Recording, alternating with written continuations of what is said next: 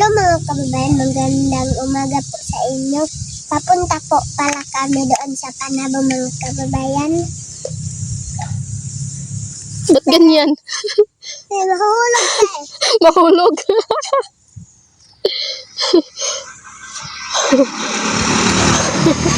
Kay katangka. Mahuhulog daw yung ano niya. Sunglass. Naliskip po ako mga kababayan. Ano yan?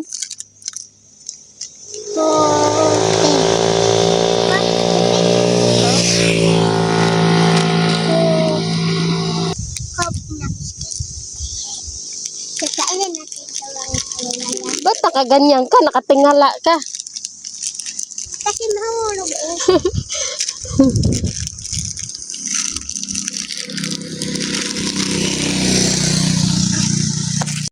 Hinihintay muna namin yung motor mga kababayan dahil papasyal daw si Kubay sa Panabo. Kasama niya yung si ate Arlenjoy. So kinuha pa namin doon. Hinihintay pa namin si ate. So abangan niyo po yung mga vlog namin mga kababayan. Bye-bye po kami. Bye-bye. Ganyan ka lang kumamaya Kubaya pagdating doon. Baka matagak.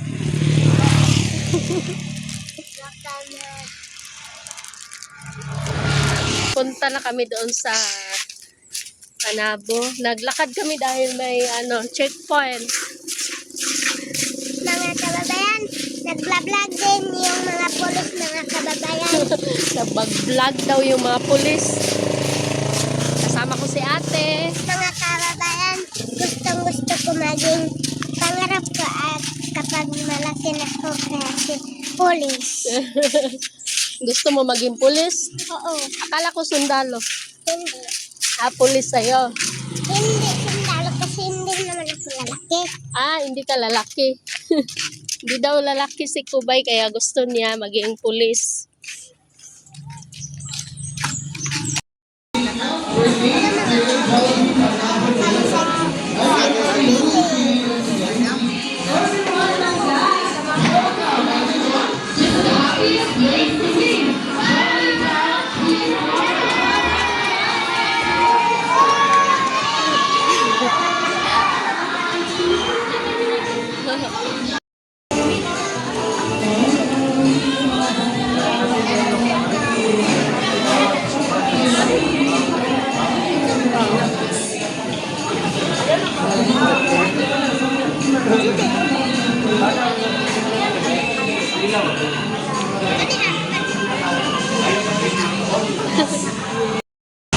Hello mga kababayan.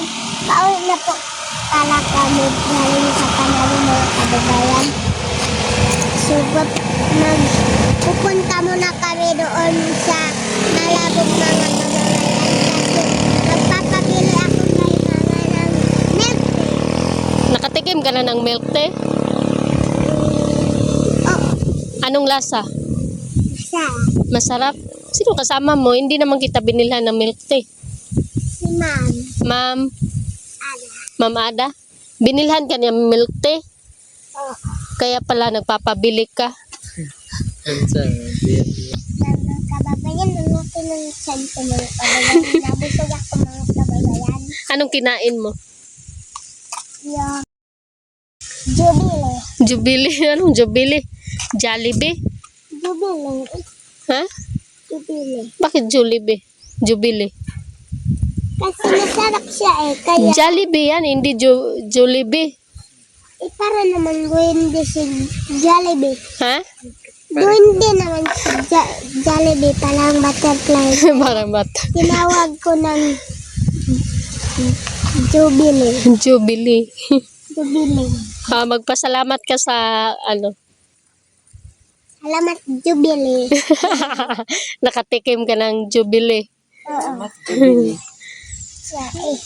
Galing pala kami ng Panabo mga kababayan dahil meron kasi kaming kinuha na pera doon sa Palawan. Kasama namin si Kubay dahil pinapabigay daw po yun kay Nanay Lorna. So maraming salamat po sa iyo Ate Rose. So bilisan mo dyan Kubay. So si Kubay mga kababayan ay Nagwiwi.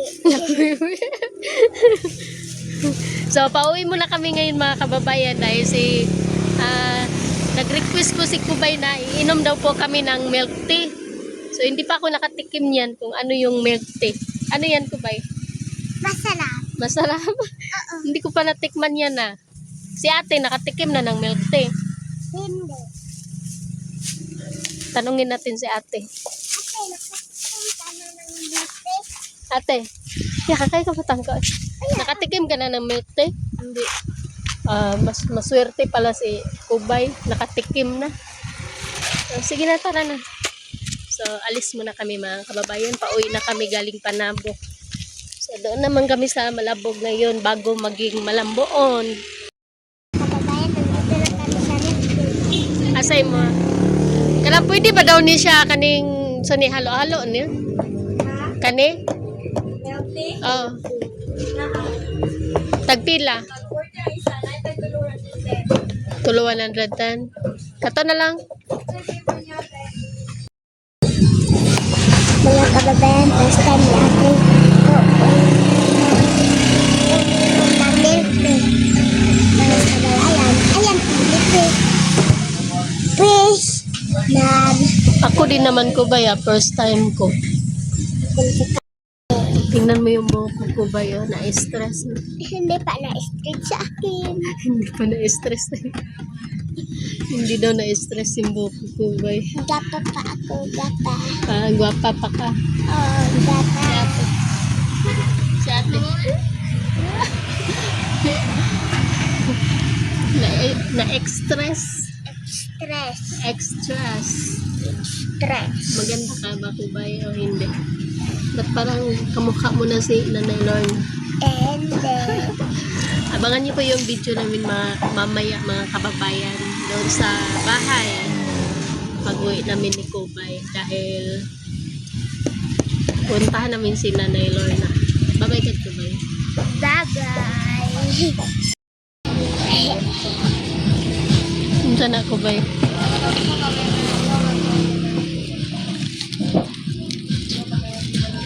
Isa nagregalo Kubay. Sino nagbigay? Sino nagbigay? Simbahan. Simbahan. Simbahan.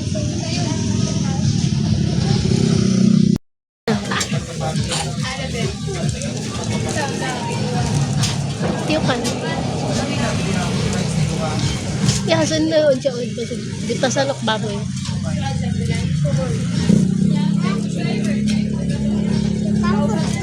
Balik.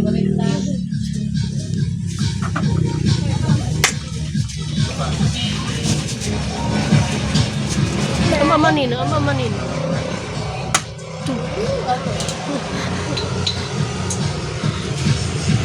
Sana ulit lang tayo. Kutawan.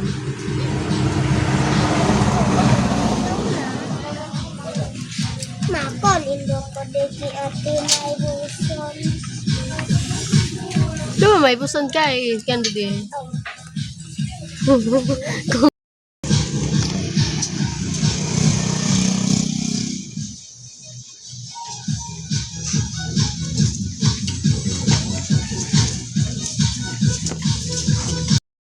So, natapos na si Kubay uminom ng milk tea. Hindi niya naubos. Ako yung umubos. Nababay ka, Kubay. Bye-bye. Hello mga kababayan. Magandang gabi po sa inyo lahat dyan. So, kadarating lang po namin mga kababayan. Galing kami sa Panabo. So, kami ni Kubay. Tapos, kumusta Kubay yung lakad mo? Ha? Okay lang po. Anong ginawa mo doon? Nag-inom ng milk tea. Nag-inom ng milk tea at saka ano pa? Bikin ko ano pa? Jubilee. Sa Jubilee daw. Kumain daw kami sa Jubilee. Akala kasi ni Kubay, Jubilee yung Jollibee. Jollibee. So, minsan lang po kasi nangyari yun mga kababayan. Meron kasing nagpadala ng pera kay nanay pangbili daw po ng mga gamit sa kusina. yung mga plato. Kasi Kutsara. napansin ko kasi doon sa kusina ni nanay, wala siyang mga gamit na like kutsilyo, tapos baso, kutsara, at saka plato. Tapos ilan lang po yung mga plato niya doon. Kaya pinadalhan po si nanay ng pera para sa gamit niya sa sa kusina. Tapos medyo natagalan po kami mga kababayan dahil malayo po kasi yung Panabo, tapos pinasyal ko na rin po tong dalawa, si Kubay at saka yung atin niya. So, kumain lang po kami doon sa, sabi ni Kubay na Jubilee. At saka doon sa, sabi ni Kubay, gusto din daw niya ng milk tea.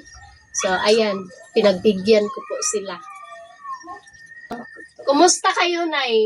Nakapag-vlog ba kayo? Naapod ang vlog pero sagol pud sa kuan. Anang naaman pud mag medyoki.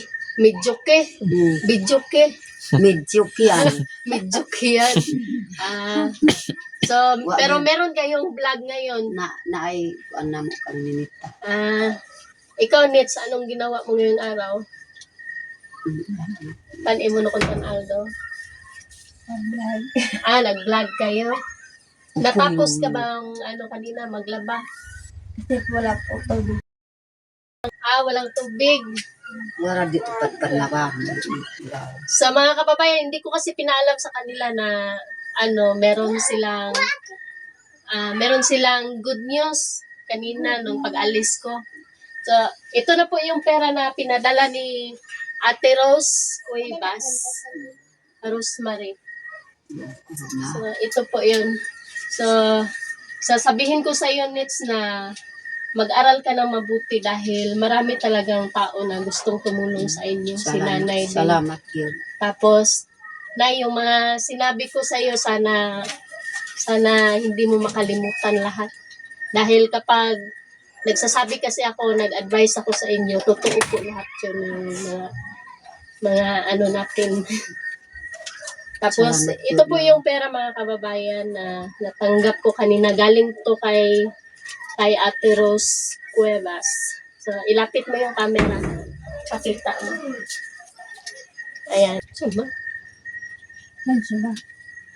yung pinadala po ni Ate Rose, mga kababayan, 11,445. So, ito po yung natanggap ko kanina doon sa Palawan at saka shout out pala sa sa mga tailor doon sa Palawan kanina. Ang babait niyo po. So, kasi tinanong nila kasi ako kung kaano-ano ko daw po si Ate Rose. Sabi ko, family, friend.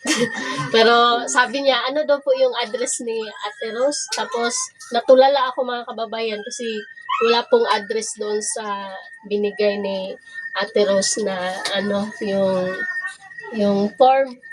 Kaya sinabi ko na lang po na nagbablog po kasi ako, ma'am, kaya merong tao na gustong tumulong kay Nanay Lorna, kaya pinadalhan siya, kaya hindi ko nasabi yung address ni Ate Rose.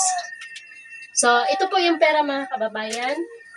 So, ipadoon natin yung pera. 1, 2, 3, 4, 5, 6, 7, 8, 9, 10, 11. 1, 2, 3, 445. So, meron po akong Nay. May nakasulat kasi dito. Kinopya ko lang doon sa cellphone. Si Kubay.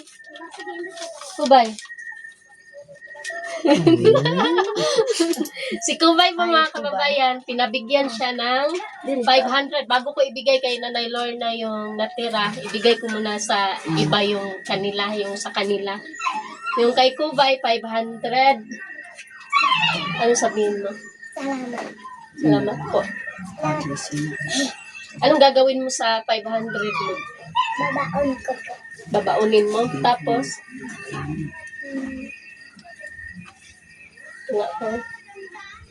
Naghahatid kami kay ate. hati daw po sila ng atin niya.